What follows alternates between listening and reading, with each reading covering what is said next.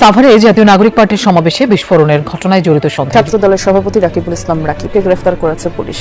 দুপুরে তাদের আদালতে পাঠানো। সাভারে এনসিপি নেতাকর্মীদের হামলার অভিযোগে এবার কিন্তু গ্রেফতার হয়েছেন ছাত্রদল নেতা রাকিবুল ইসলাম। ছাত্র দলের সভাপতি রাকিবুল ইসলাম রাকিবকে গ্রেফতার করেছে পুলিশ। দুপুরে প্রেস বিজ্ঞপ্তিতে পুলিশ জানায় আশুলিয়া থানায় মামলাও করে। এটাকে মামলা দায়ের করছি এবং তারা বলছেন আমাদেরকে কথা দিয়েছেন যে দ্রুত সময়ের মধ্যে তারা যারা আসামি এটা গ্রেফতার করবেন এবং তদন্ত করে আমাদের ঘটনা উদ্ঘাটন করবেন। কিন্তু আমাদের কাছে যেটা স্পষ্ট এটা শুধুমাত্র আইন শৃঙ্খলা জনিত বিষয় না, এটার পিছনে উদ্দেশ্য হলো রাজনৈতিক। সাভারে এনসিপি নেতাকর্মীদের উপর হামলার অভিযোগে এবার কিন্তু একেবারে চাঞ্চল্যকর তথ্য বেরিয়ে এসেছে। ফেসে গিয়েছে ছাত্র দলের নেতা। হ্যাঁ দর্শক শ্রোতা, এই ছাত্র দলের নেতার ইন্ধনেই কিন্তু এই হামলাটুকু করা হয়েছে এনসিপি নেতাকর্মীদের উপর। এনসিপি নেতাকর্মীরা জুলাই পদযাত্রা ঘোষণার পর সেটার অংশ হিসেবে কিন্তু সাভারে কিন্তু সংবাদ সম্মেলন করছিল। আর তখনই কিন্তু দর্শক কি কায়দায় কিন্তু তাদেরকে একেবারে বিদ্যুৎ বিচ্ছিন্ন করে কিন্তু তাদের উপর হামলা চালানো হয়। আর সেটা তদন্তেই কিন্তু দর্শক এবার কিন্তু একেবারে চাঞ্চল্যকর তথ্য বেরিয়ে এসেছে, যেটা শুনলে আপনারা রীতিমতো একেবারে চমকে যাবে। কি মাস্টার প্ল্যানিং এর মাধ্যমে এই এনসিপি নেতাকর্মীদের উপর হামলা করিয়েছে। হ্যাঁ দর্শক শ্রোতা, সেটার বিস্তারিত নিয়ে কিন্তু আমরা খুবই গুরুত্বপূর্ণ একটি রিপোর্ট আপনাদের জন্য হাজির করছি, যেটা দেখলে দর্শক আপনি রীতিমতো একেবারে বাধ্য হবেন চমকে উঠতে। তাই দর্শক আপনার কাছে এতটুকুই অনুরোধ থাকবে, আমাদের আজকের এই খুবই গুরুত্বপূর্ণ রিপোর্টটি একটু স্কিপ না করে একেবারে শেষ পর্যন্ত দেখবেন। তবেই কিন্তু আজকের এই খুবই গুরুত্বপূর্ণ বিষয়টির একেবারে বিস্তারিত আপনি একেবারে ভালো করে জানতে পারবেন। আরো জানতে পারবেন এই ঘটনার সঙ্গে মূল হোতা কি ঘটনা, সেটাও কিন্তু জানতে পারবেন। তাহলে চলুন সম্মানিত প্রিয় দর্শক, আগে আপনাকে সেই রিপোর্টটি দেখিয়ে নিয়ে আসি। জাতীয় নাগরিক পার্টি এনসিপির জুলাই পদযাত্রা শুরু হয়েছে। গত বছর আমরা যে জুলাই পদযাত্রা করেছি, এবারও একটা ধারাবাহিক কার্যক্রম হিসেবে বাংলাদেশের 100 উপজেলা এবং পৌরসভায় আমরা সেই জুলাই পদযাত্রা করছি। সাভারে আজকে আমাদের জুলাই পদযাত্রা ছিল সন্ধ্যা 7টার দিকে, এবং তার পূর্বে আমরা আজকে গাজীপুরের কালীগঞ্জে জুলাই পদযাত্রা করেছি। আপনারা দেখেছেন যে 8:30 থেকে 9টার দিকে আমরা এই পদযাত্রা করে আমরা যখন আমাদের পথসভার যে জায়গা উন্মুক্ত মাঠ, সেই জায়গায় আসি, আমরা মঞ্চে ওঠার সাথে সাথে সেখানে বিদ্যুৎ চলে যায় এবং চারিপাশে একটা অন্ধকার পরিবেশ তৈরি হয়। এরপর যখন 4-5 জন আমাদের বক্তব্য দেওয়ার পরে আমাদের পার্টির আহ্বায়ক এবং সদস্য সচিব, যারা সংসদ সদস্য এবং আমাদের আহ্বায়ক বিরোধী দলীয় চিফ হুইপ, যখন তাদের বক্তব্যের মুহূর্ত আসবে, তখনই আমরা দেখি যে একটি সন্ত্রাসী হামলা হয়। সেটা বোমা হামলা ছিল নাকি ককটেল হামলা ছিল, এটা কিন্তু আমরা এখনো নিশ্চিত নই, কিন্তু আমরা এইটুকু নিশ্চিত যে এখানে অভ্যুত্থানের যারা সামনের সারির নেতৃত্ব ছিল, যাদের নেতৃত্বে সন্ত্রাসীদের খুনিদের পতন হয়েছে, তাদেরকে হত্যা করার উদ্দেশ্যে হামলা করা হয়েছে। এবং চারপাশে যখন অন্ধকারাচ্ছন্ন পরিবেশ, বিদ্যুৎ নেই, তখন তারা একটা অনেক বড় জনসমাগম ছিল। এখানে অন্তত 1-2 হাজার কিংবা তারও বেশি হয়তো মানুষ ছিল।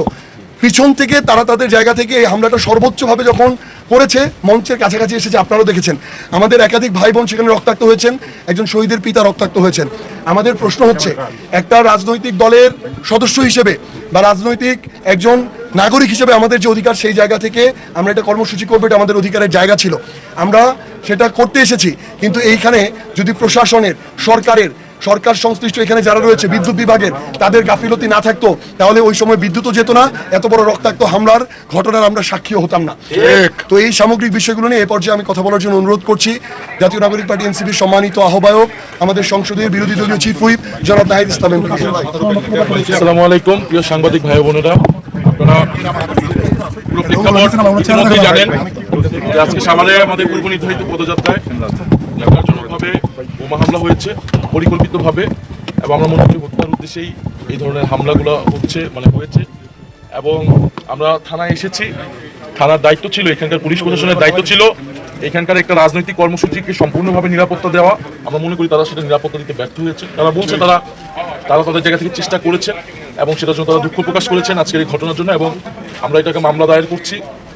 এবং তারা বলছেন আমাদেরকে কথা দিয়েছেন যে দ্রুত সময়ের মধ্যে তারা যারা আসামি এটা গ্রেফতার করবেন এবং তদন্ত করে আমাদের ঘটনা উদ্ঘাটন করবেন। কিন্তু আমাদের কাছে যেটা স্পষ্ট, এটা শুধুমাত্র আইন শৃঙ্খলা জনিত বিষয় না, এটার পিছনে উদ্দেশ্য হলো রাজনৈতিক উদ্দেশ্যেই, রাজনৈতিক পরিকল্পনায় এই হামলা হয়েছে। আপনি দেখেন যে স্বরাষ্ট্রমন্ত্রী উনি বড় বড় কথা বলছেন, আওয়ামী লীগের দাফন হয়ে গেছে, এই হয়ে গেছে, সেই হয়ে গেছে, কিন্তু এই যে নিষিদ্ধ ঘোষিত ছাত্রলীগ, আওয়ামী লীগ, তারা বিভিন্ন জায়গায় মিছিল করছে, সেটা তারা থামাতে পারছে না। তো এটা স্পষ্টভাবে একদিকে মুখে কথা বলা হচ্ছে বড় বড়, কিন্তু প্রশাসনিকভাবে তাদেরকে আশকারা দেওয়া হচ্ছে। সারা দেশের বিভিন্ন জায়গায় ফ্যাসিস্টদেরকে পুনর্বাসনের সাথে সরাসরি বিএনপি জড়িত। তারা বিভিন্ন জায়গায় 5ই আগস্টের পরে মামলা বাণিজ্য করেছে, মামলা দিয়েছে, সেই মামলার ভয় দেখিয়ে তাদেরকে এক ধরনের ব্ল্যাকমেল করেছে, তাদের ভোট নিয়েছে, তাদের থেকে টাকা পয়সা নিয়েছে এবং তাদেরকে এখন সন্ত্রাসী কার্যক্রম করাচ্ছে।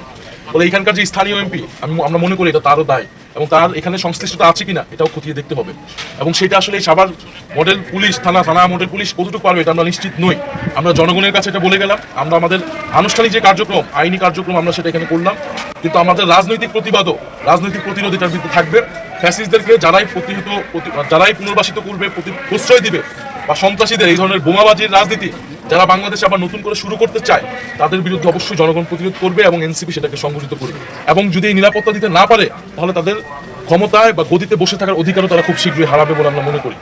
ফলে আমরা দ্রুত সময়ের মধ্যে এটার বিচার চাই, কারাই হামলার সাথে জড়িত ছিল সে যেই হোক না কেন এটার সঠিক তথ্য সামনে আসতে হবে এবং তার বিচার নিশ্চিত করতে হবে। আর যদি এটার বিচার নিশ্চিত না হয়, ওসমান হাদি হত্যা হয়েছে, বিভিন্ন জায়গায় জুলাই যোদ্ধাদের উপর আক্রমণ হচ্ছে, শুধু জুলাই যোদ্ধা না যে কোনো নাগরিকের উপরেই কিন্তু হামলা হতে পারে, ধর্ষণ হচ্ছে।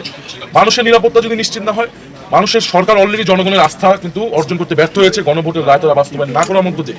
সংস্কার বাস্তবায়ন করলে আজকে পুলিশ কিন্তু নিরপেক্ষভাবে কাজ করতে পারতো, পুলিশ কমিশন হতো, তখন কিন্তু এখানে স্থানীয় এমপির প্রভাবের বাইরে যায়, রাজনৈতিক প্রভাবের বাইরে গিয়ে পুলিশ জনগণের বা যে কোনো রাজনৈতিক পক্ষের এখানে নিরাপত্তা নিশ্চিত করতে পারত।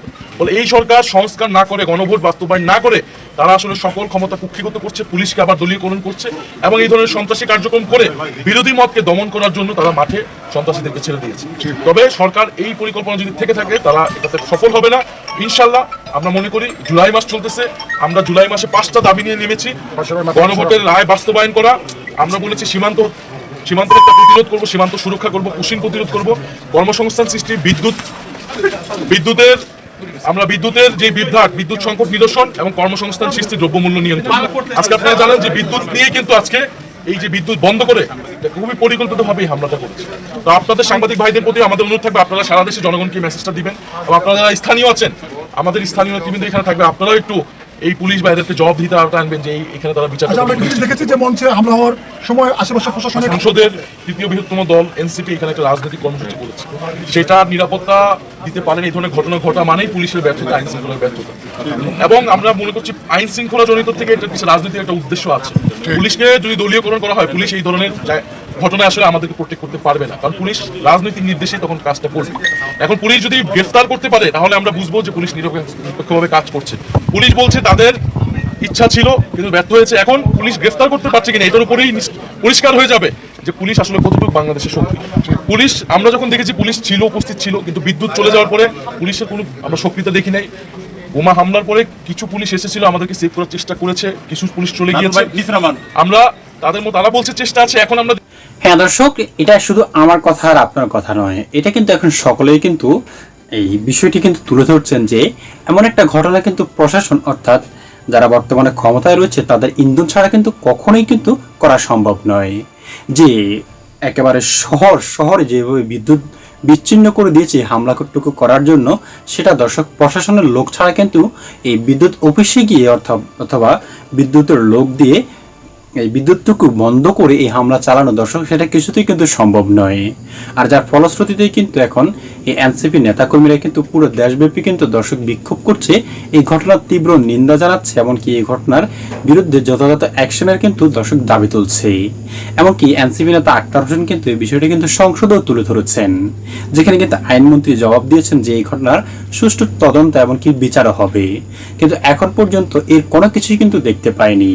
তবে এনসিপি নেতাকর্মী যারা রয়েছেন, প্রধানত নাহিদ ইসলাম, হাসনাত আব্দুল্লাহ, তারা সকলেই কিন্তু দাবি করছেন যে এটা এই বিএনপির দ্বারাই কিন্তু সংগঠিত হয়েছে। আর বিএনপি তো বিএনপির যে মূল নেতাকর্মীরা রয়েছে তারা নয়, এটা যে সহযোগী সংগঠন রয়েছে তাদের দ্বারাই কিন্তু করানো হয়েছে। হ্যাঁ সম্মানিত প্রিয় দর্শক শ্রোতা, আপনারা যেটা কিন্তু রিপোর্টে দেখতে পেয়েছেন বিস্তারিত। এই তথ্যগুলো জানার পর এমনকি দেখার পর দর্শক এই সম্পর্কে আপনার কি মনে হয়?